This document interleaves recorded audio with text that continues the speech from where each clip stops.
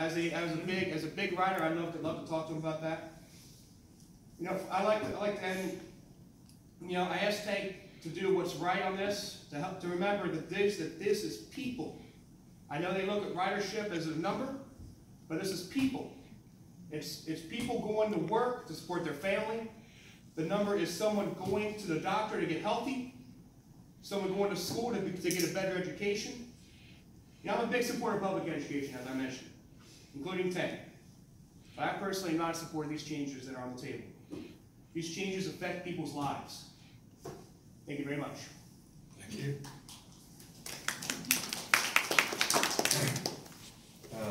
Ben Baker. Hey, we've got a string of mayors here. Another one coming up in the bullpen. Excuse me.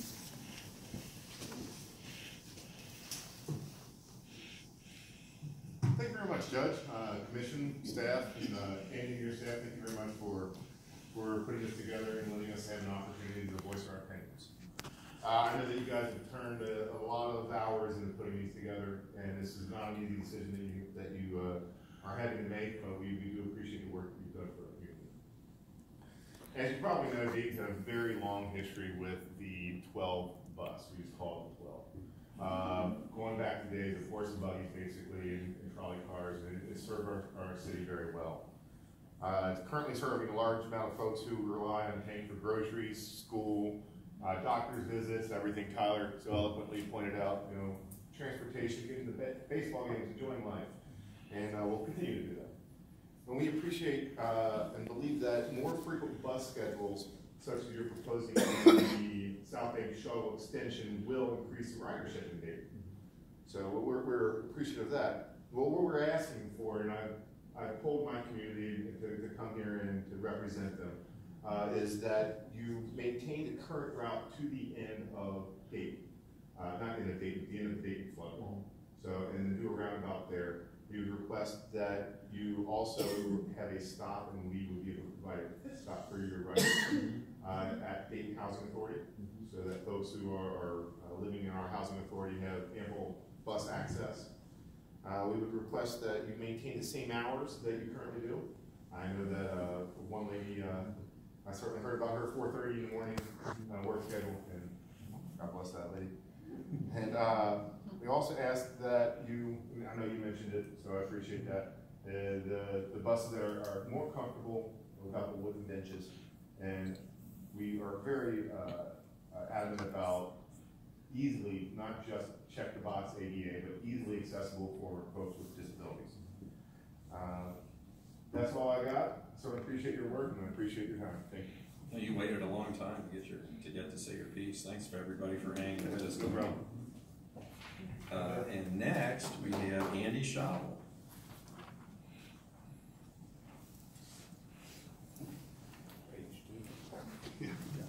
Thank you, Judge. My name is Andy Shawwal. I'm the mayor of Alexandria. I'd like to just talk why I'm opposed to tank cutting off regular service to the city of Alexandria. Alexandria has two main bus stops.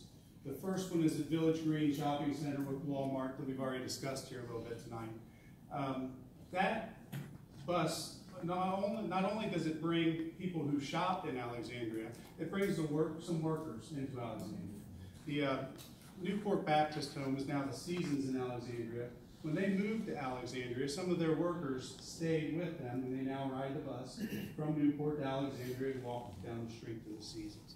So that's a very important line for not only for our economic stability, but for our businesses to have access to workers who aren't living in Alexandria. The bus stop at the parking pool on US 27 across from Constable Drive serves not only Alexandria residents, but also the residents of unincorporated Campbell County and Pendleton County residents as well. Alexandria is the third largest city in Campbell County. We are still growing by leaps and bounds. We have 4 subdivisions that are currently building out. Summer Lake subdivision with 193 homes should be finished this year. Eagle Ridge subdivision with 64 homes will be finished this year. Timber Creek is plotted for 158 homes. We just did the first application for that, so they still have 157 homes left to build. And then we have directly across from Village Green, Arcadia, which is going to be a subdivision of 1,020 homes. Wow. Basically the population of Southgate, okay? They have issued 528 permits for that, so we are just barely halfway to pass that 1,000 home limit that's going in there. On top of these, this February 4th, we have an application coming before our Planning and Zoning Board that is also within walking distance to Village Green. We're talking less than a third of a mile, easily accessible. This is a 69-acre development with several commercial businesses on US 27 and a 366-unit apartment complex going back on the back part of the 69 acres. So I think that's going to be very important for that 366 units and those commercial buildings to have access to public transportation. We still have, on top of all that, we still have land available. There's still land for sale, and there will be more subdivisions in Alexandria. Alexandria is booming. This is not, in my opinion, the time to be cutting resources from this city. I would argue, if anything, we could use an expansion of services to Alexandria. We have the Campbell County, you were talking about some of the routes that go straight to the big centers, the industrial parks. We have a Campbell County Industrial Park that we are looking, the fiscal court is looking to expand, is my knowledge. Something like that, transport out to that industrial park, I think would be fantastic for Sarah Lee. I'm sure if they thought that that would be an option, they would be all over it. So, and if we're going to add more to that industrial park, I think it becomes even more important. That's why I have to say, I hope that the commissioners and Judge and Mr. Fisher, representatives here tonight, I've expressed my concern to him. I look for all your support in this, and I appreciate everyone's time. Thank you. Thank you very much. Appreciate it. May not get this right, but it looks like Verdina. Yes, hello, I'm Stephen Verdina from Fort Thomas, Kentucky. And I oppose these changes because I oppose you cutting off my community. Between Alexandria and Fort Thomas, you will cut 25,000 people off your routes. And you complain of the declining readership. I see the people lining up to take 16 to go to work. I'm surprised that you would want them to get in their cars and drive down to Newport to take a bus across. How is that energy efficient? I see the children who are riding the bus up and down North Fort Thomas as they go to school and come back. I hadn't thought of the VA, but that's a good point too. I think cutting off this section will reduce the number of people who will support your tax levies as well. If you continue to alienate the suburbs, how can you expect them to support your continued funding? And I oppose it because if you make these changes, my disabled son will not be able to come visit me. Thank you. Thank you very much. Daniel Smith.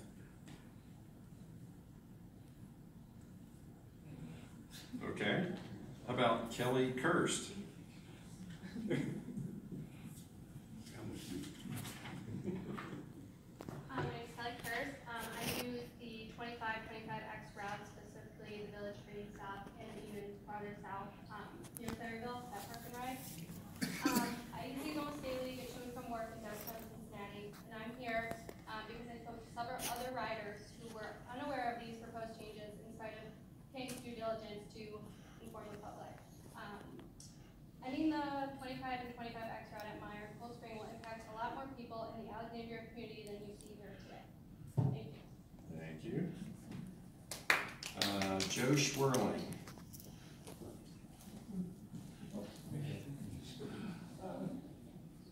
Joe Schwerling, Fort Thomas. Totally in agreement with everything everyone has said, especially regarding the Fort Thomas, and I'll get to it in a minute. Now, as far as feedback, I've been to all four of Andrew's presentations since last week, including the main one in Covington. Now, you know, it was at Independence, their meeting. They headed out in that little, you know, way out in Independence. There wasn't a chance for anybody to ride the bus to go there.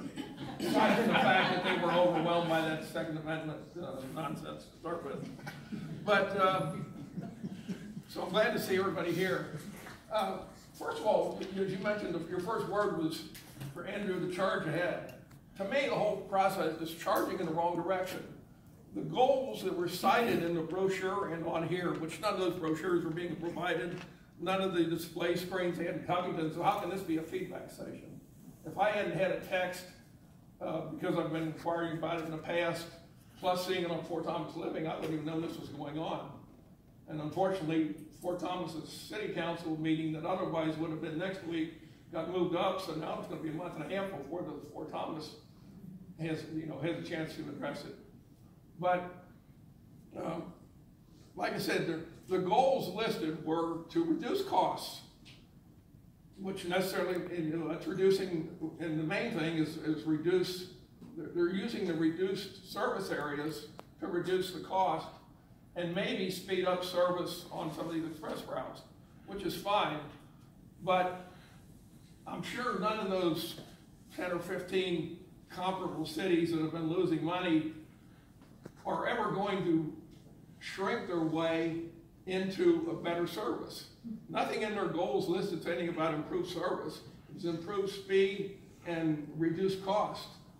Well, I think the county and hopefully the city, Fort Thomas is the second largest population center, and so now this proposal would eliminate Fort Thomas altogether. Now, when they made some changes a couple years ago, they took the 11 and 16 and pretty much killed the 11 and then shifted part of it onto the Fort Thomas Avenue.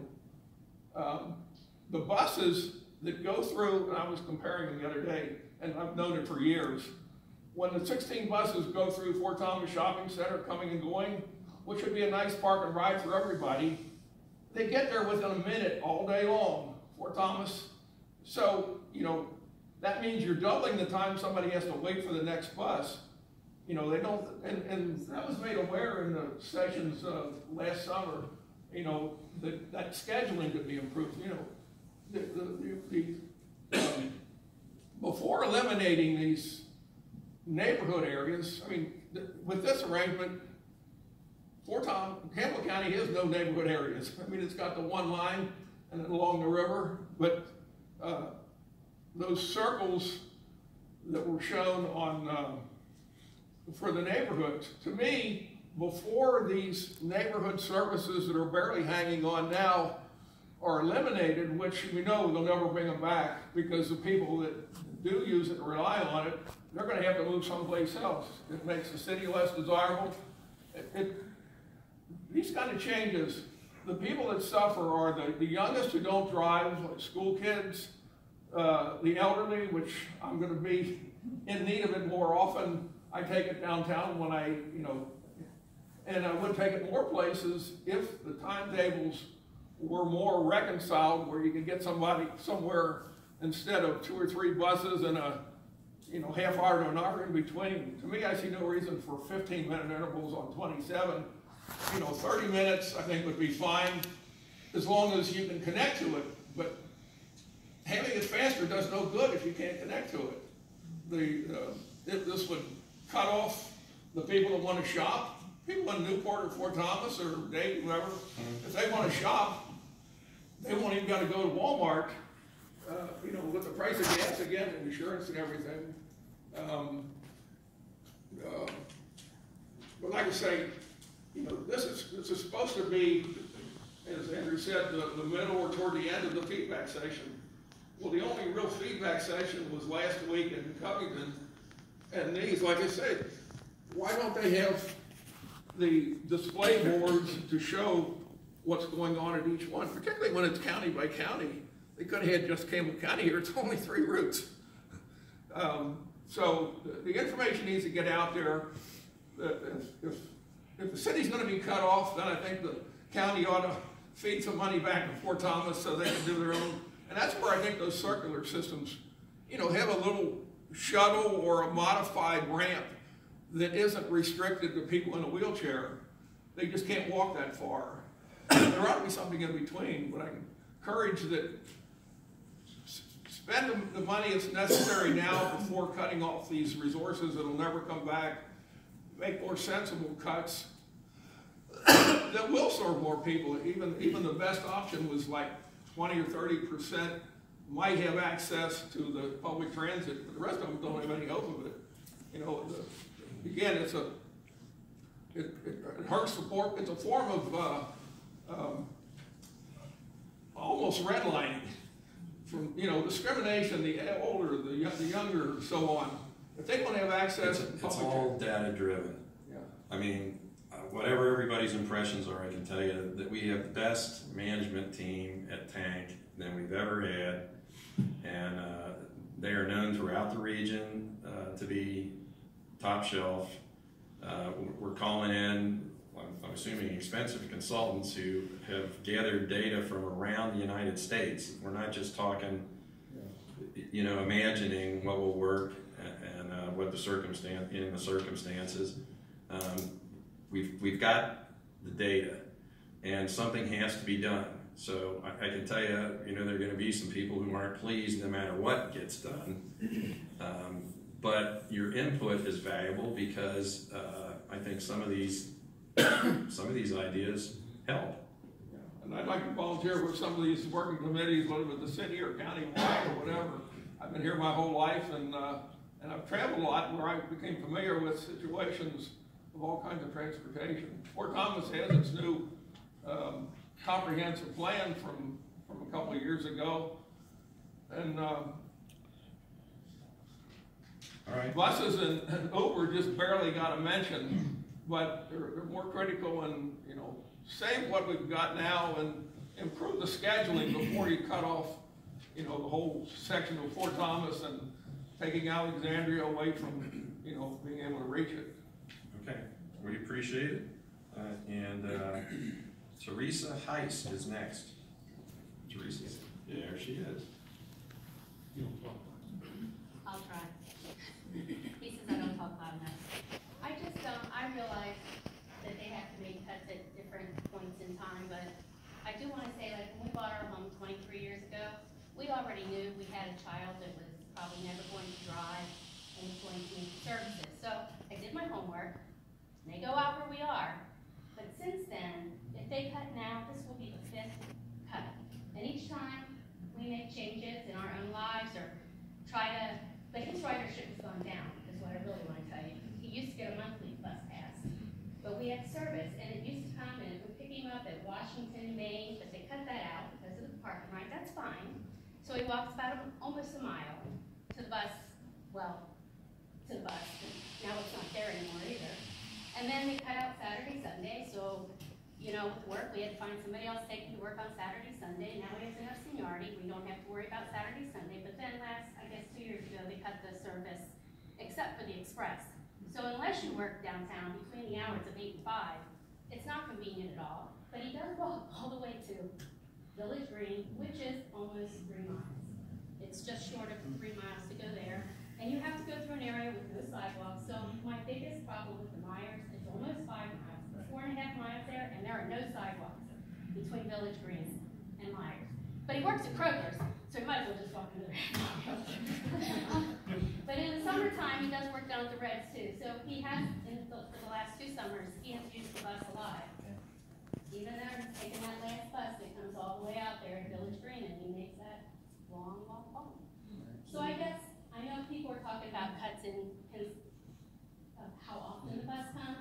I just wish we had one that came once every 3 hours or 4 hours. We wouldn't have to do that. So just so you know, they have cut it. This will be the 5th cut if they cut it now. I really think you can't cut out where there's no sidewalks. Ramp service. Well, yeah, we've gone through the ramp service too, but there's always something. It doesn't go this side of 27, but they do come in our area for other people, or we're shorter than 3 miles. I don't know. There's always a reason why you can't take that too.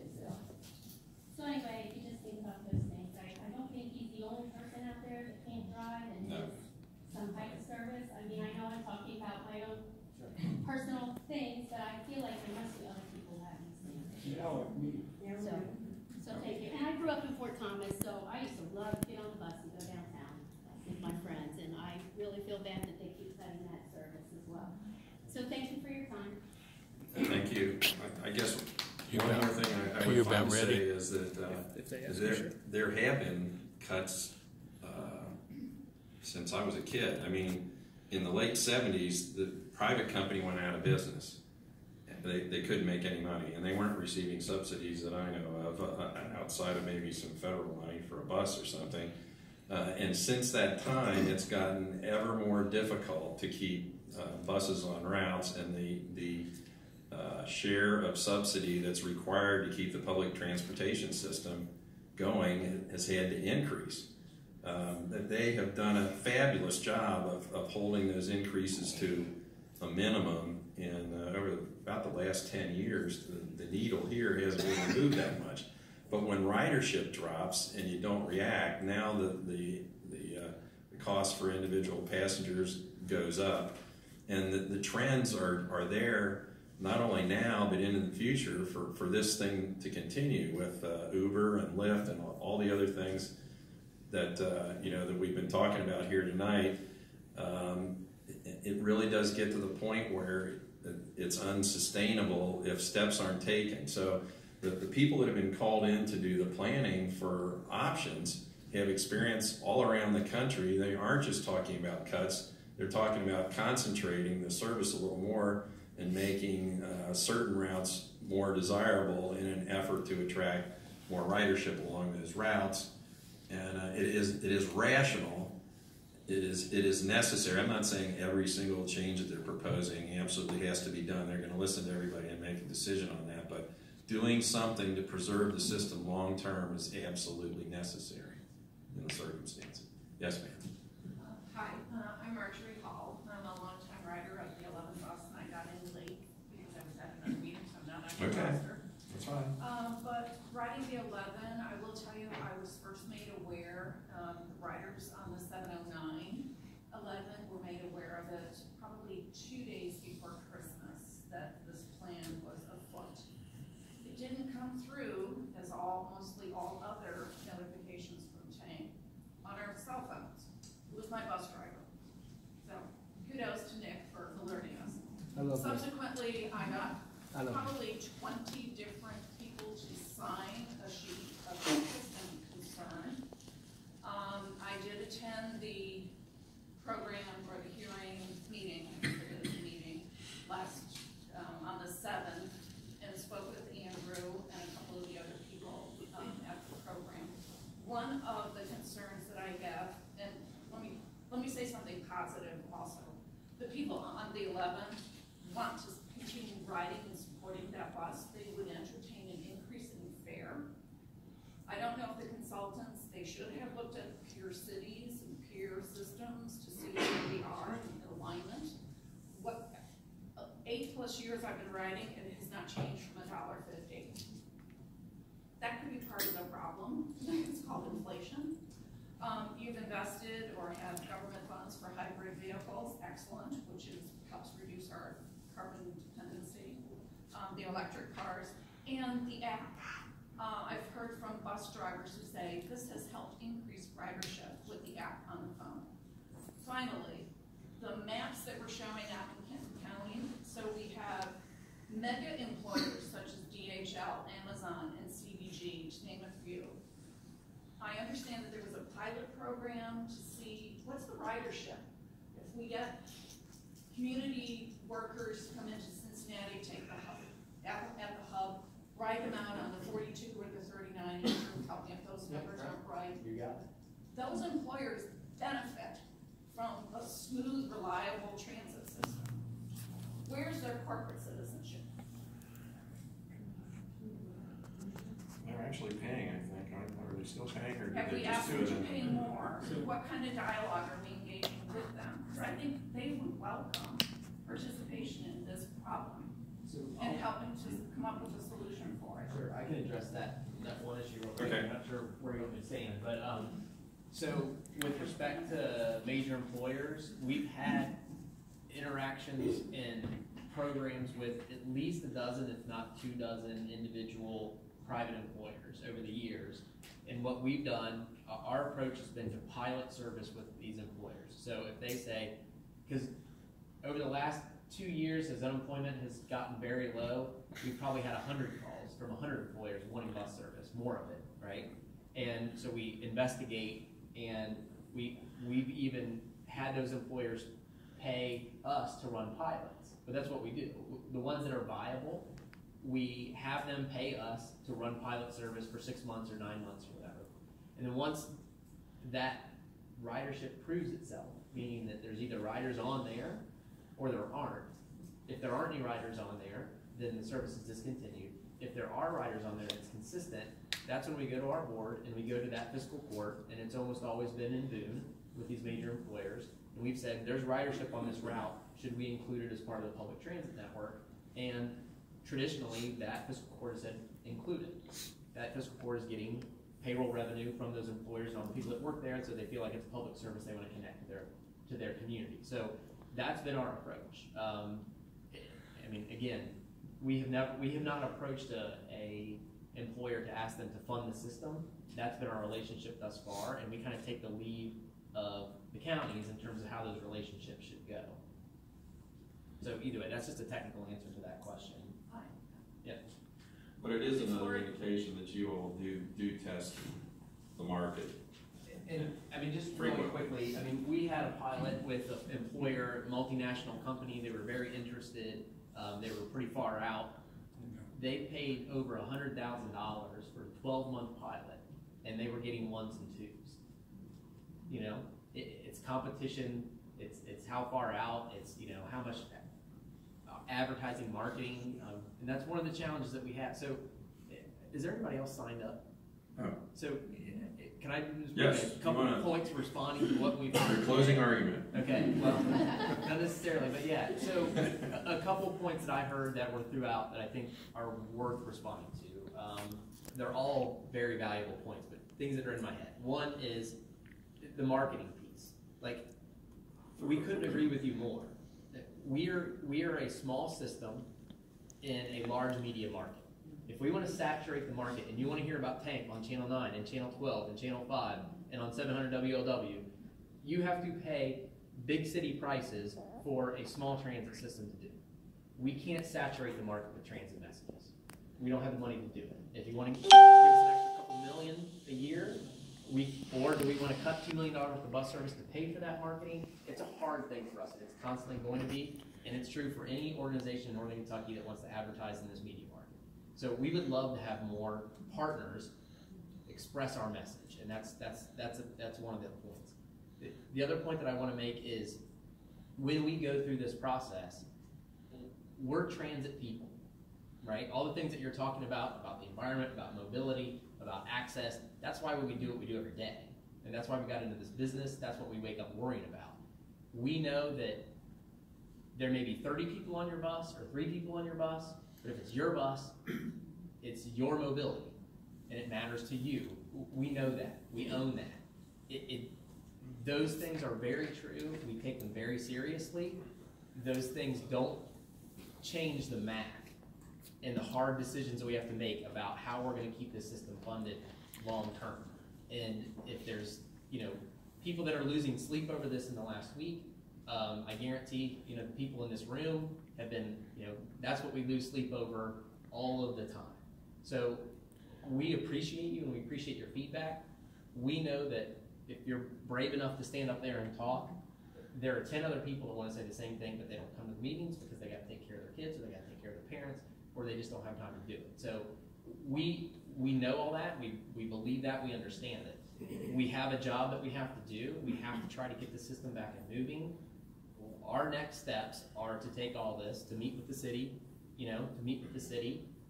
There are other cities and other counties that we're meeting with, institutions that we're meeting with, and come back very quickly with a plan. That plan is not going, as the judge said, to solve every problem. It can.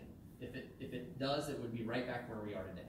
So we appreciate all this, we appreciate the court's time, and those are just things that I wanted to respond to as I heard your comments. I do have one quick question. So I work at Dayton Independent Schools in Dayton, Kentucky. I pay a tank tax on my paycheck every couple weeks. As you see up here, the proposed route in Dayton, only half the city will be covered with the bus service. So will my taxes go down, or will it be cut because of these changes, because only half the city is being covered? Well, respond to that? do you work in the schools? I do. Okay, there are a whole lot of people in this county who don't have kids and they pay taxes to support the schools. And every time I hear an argument like that, well, you know, it doesn't benefit me, so maybe I get a cut of my taxes. There isn't a single tax that's levied that goes strictly to benefit a particular, or, you know, that goes to benefit every last person in the county except in an indirect way, okay? So every tax category works that same way. You could say, you know, I don't have a property, so I shouldn't have to pay that, or, you know, I don't have a kid in school, or I don't have a job here, I'm not gonna pay the, just put it this way, there are inequities in whatever tax system you come up with, and we do our best to take account of that and provide something fair, but that argument doesn't work.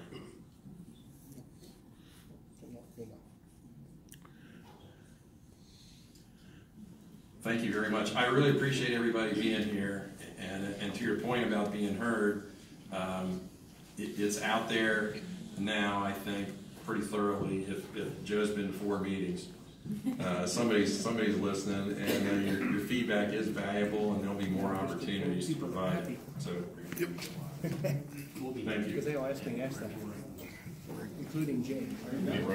Yes, please, that'd be great. Yeah. I get that answer tomorrow. Okay, we're gonna take another break. The staff of Tank will be out in the hall to address further concerns, or if you need a longer conversation. So, all right. Thank you very much. This time. Okay. How about the new stuff? So the first item under new business is a first reading of Ordinance 00120. It's an ordinance of the Campbell County Fiscal Court relating to 815 Kentucky Administrative Regulations 7120, the Kentucky Building Code, and 815 Kentucky Administrative Regulations 7121, the Kentucky Residential Code, as adopted by the Department of Housing, Buildings, and Construction of the Commonwealth of Kentucky. And this is our first reading. Okay. Are there any questions about it, or are we content to deal with it at the next opportunity? All right, I think we're good. And our next item, Resolution 00220, is also presented for a first reading tonight.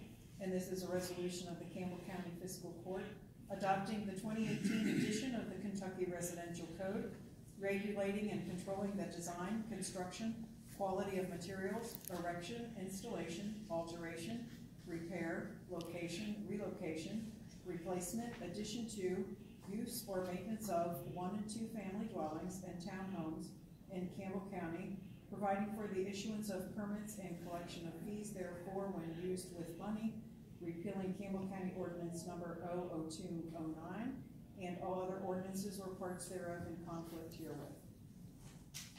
Okay. Questions? All right. On to the next big thing here.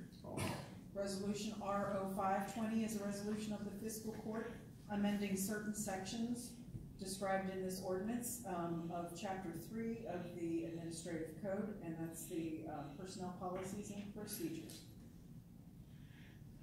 Okay. Do we have an opinion on this one? This is a live fire exercise, is it not? Yes, sir.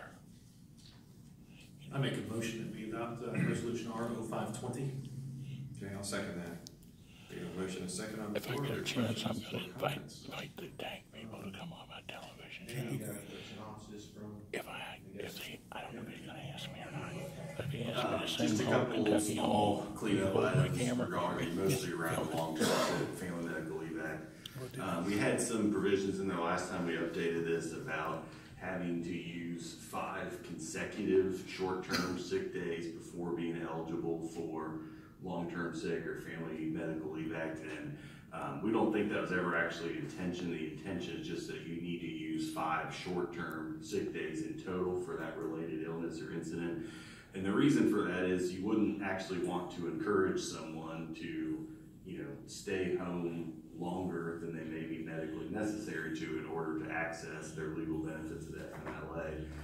So this just allows a little more flexibility on, you know, if you're out sick for a couple days and then you come back in if you go back out with that same illness, it lets that clock keep counting on the 5 days. That's the quickest way. Okay. Does that help? Yes. All right, anyone else with a question? And then we'll call the question. All in favor, please say aye. Aye. Those opposed, motion carries. And a motion is requested to authorize staff to advertise, interview, and hire employees for the 2020 facilities maintenance, parks, and golf season, and to authorize increasing the number of part-time with no paid benefits golf course attendants from 10 to 11, and increase the number of seasonal golf course associates from 3 to 4. So moved. Second. And we have a second. I can't repeat that whole string of things, but what she said is what we need to vote on. Are there any questions about it? All in favor, please say aye. Aye. Those opposed, motion carries.